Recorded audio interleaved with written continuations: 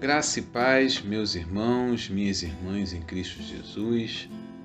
Quero agradecer pelas inscrições que têm ocorrido aqui no canal e para mim é muito prazeroso ter a certeza que as mensagens que estão sendo aqui postadas têm abençoado vidas, têm feito com que as pessoas que têm a oportunidade de ouvir as mensagens possam refletir sobre a caminhada cristã. Então aqui fica o meu muito obrigado pelas inscrições.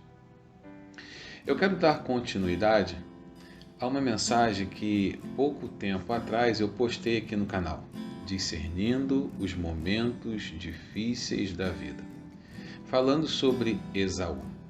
E eu lembro que nessa mensagem eu tinha dito que posteriormente eu traria uma outra mensagem com o tema direito, deveres e responsabilidade. E é sobre esse tema que eu quero tratar agora aqui no canal com essa mensagem.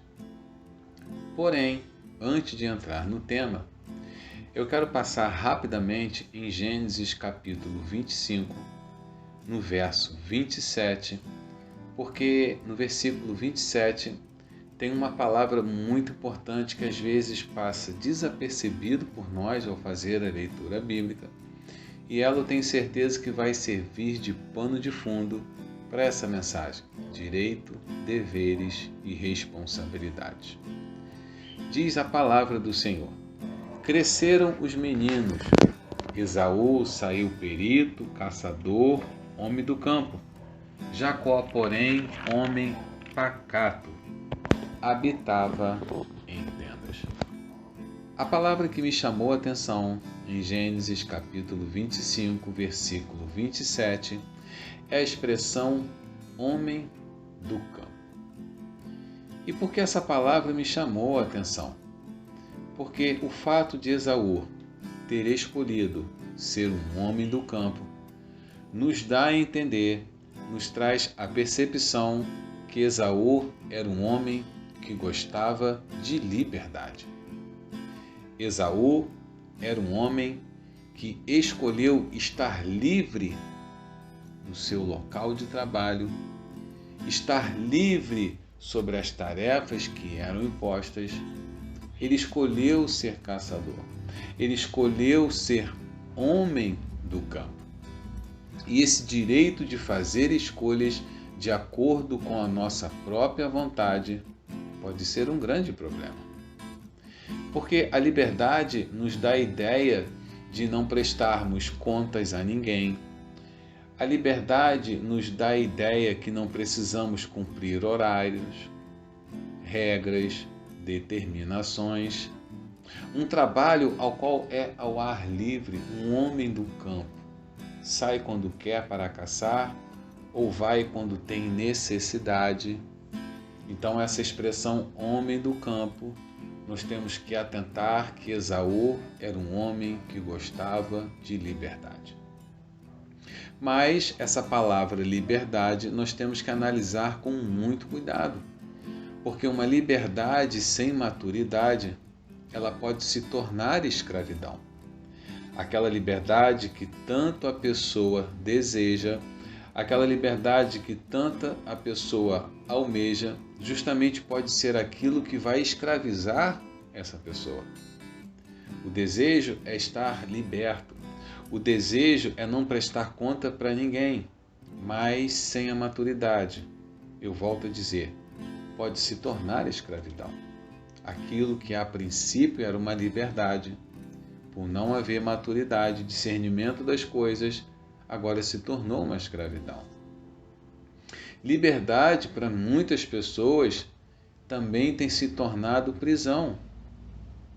Quantas pessoas que almejaram liberdade e hoje estão presas literalmente. Essas prisões, quando digo literalmente, são pessoas que, quando almejaram a sua liberdade, jamais pensaram que o final daquela liberdade poderia ser uma cadeia, que o final daquela liberdade poderia ser uma prisão. Então veja que essa palavra liberdade, ela precisa ser entendida um pouquinho mais e tratada com seriedade e respeito.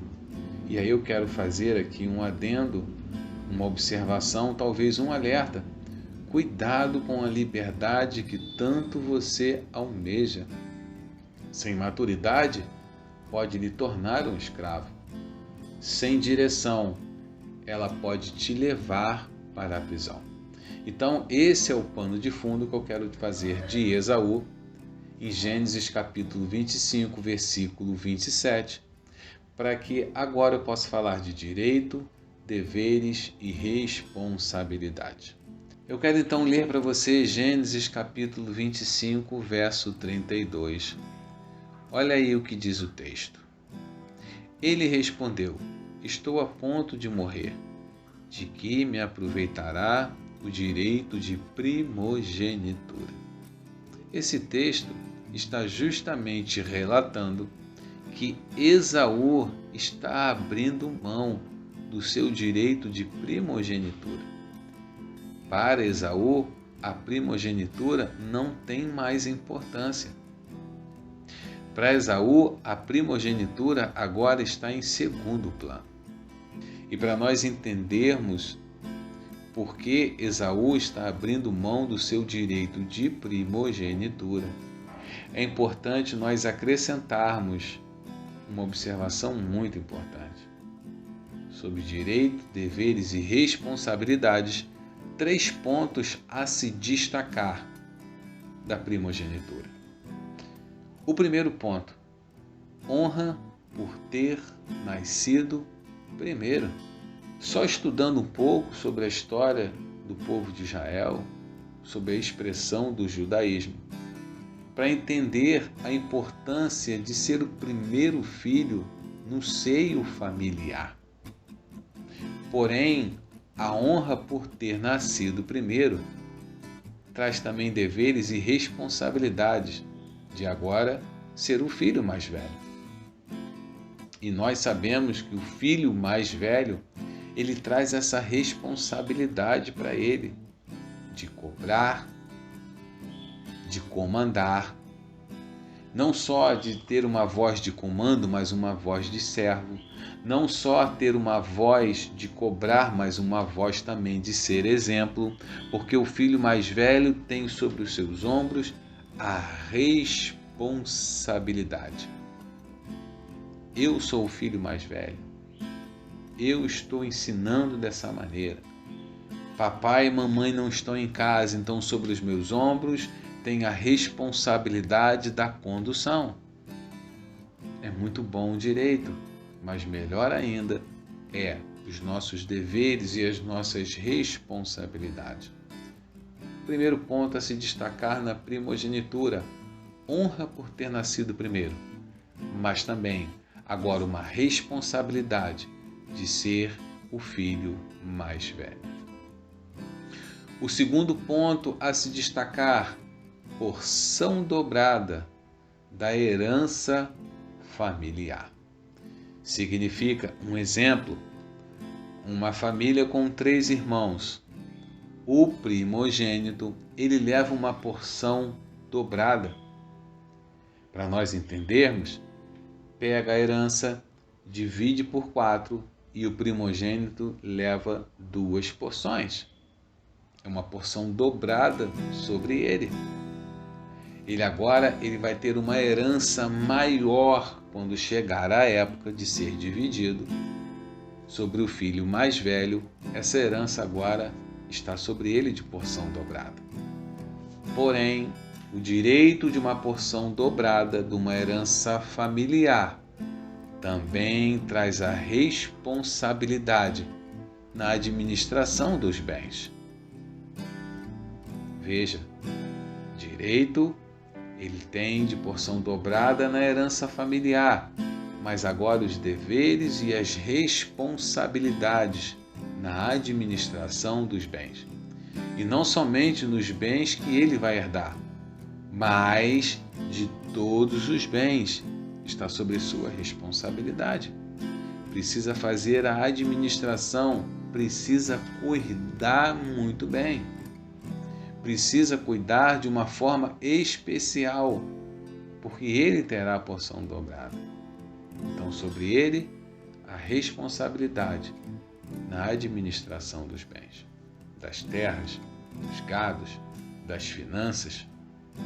Conforme eu disse, é muito bom nós cobrarmos os nossos direitos.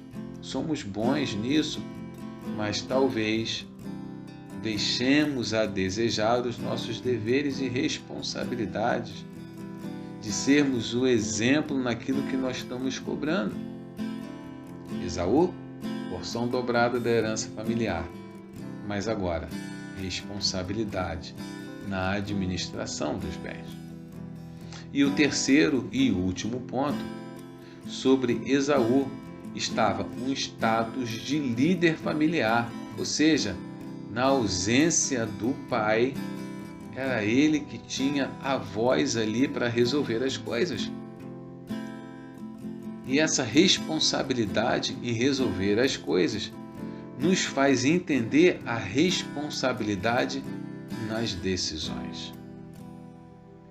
E para que sejamos responsáveis em nossas decisões, nós precisamos estar alicerçados em algumas coisas, como por exemplo, palavra de Deus, caráter, ética, verdade, santidade. As nossas decisões não têm que ser pautadas nas minhas escolhas, mas nas escolhas de Deus. As minhas decisões não precisam estar pautadas, nem necessitam estar pautadas nas coisas que eu desejo, mas nas coisas que Deus deseja. Veja que sobre Esaú havia um status, sim, era o líder familiar.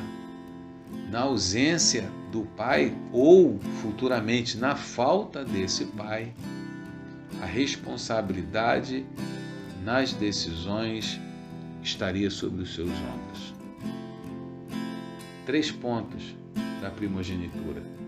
Honra por ter nascido primeiro, mas agora responsabilidade de ser o mais velho. Precisava de uma postura.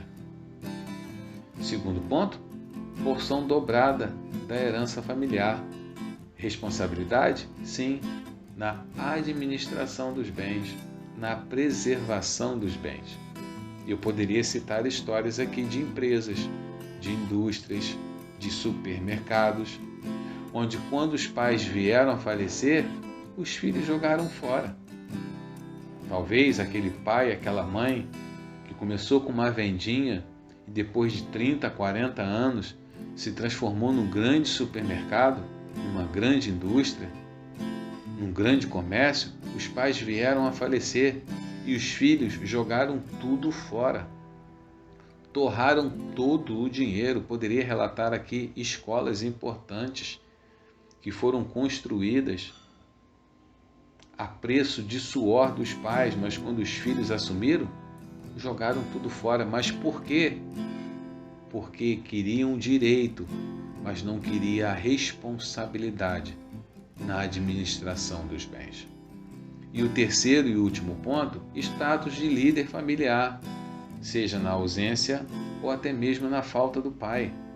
Era essa pessoa, agora esse filho mais velho, esse primogênito, que estava sobre os seus ombros as responsabilidades das decisões.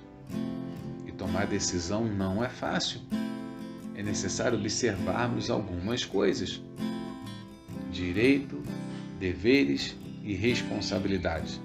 Somos bons para cobrar os nossos direitos, mas talvez deixamos desejar nos quesitos deveres e responsabilidades. E aí eu quero finalizar essa mensagem com uma pergunta: você tem sido responsável com as coisas que Deus tem te confiado? Você tem sido responsável, zeloso, cuidador com os benefícios e as bênçãos que Deus tem lhe concedido, talvez sobre a sua casa, sobre a sua finança, sobre o seu negócio? Você tem sido responsável? Porque eu tenho visto muitas pessoas que estão perdendo as coisas ao qual Deus tem confiado por falta de responsabilidade. Não tem uma postura, não tem uma posição, não toma uma decisão, não é responsável. Repito, cobramos os nossos direitos e quero enfatizar, temos que cobrar sim, temos que lutar por eles. Mas quando falamos de deveres e responsabilidades, muitos são péssimos nesses dois últimos quesitos. Você tem sido responsável? Você tem sido responsável? Amém.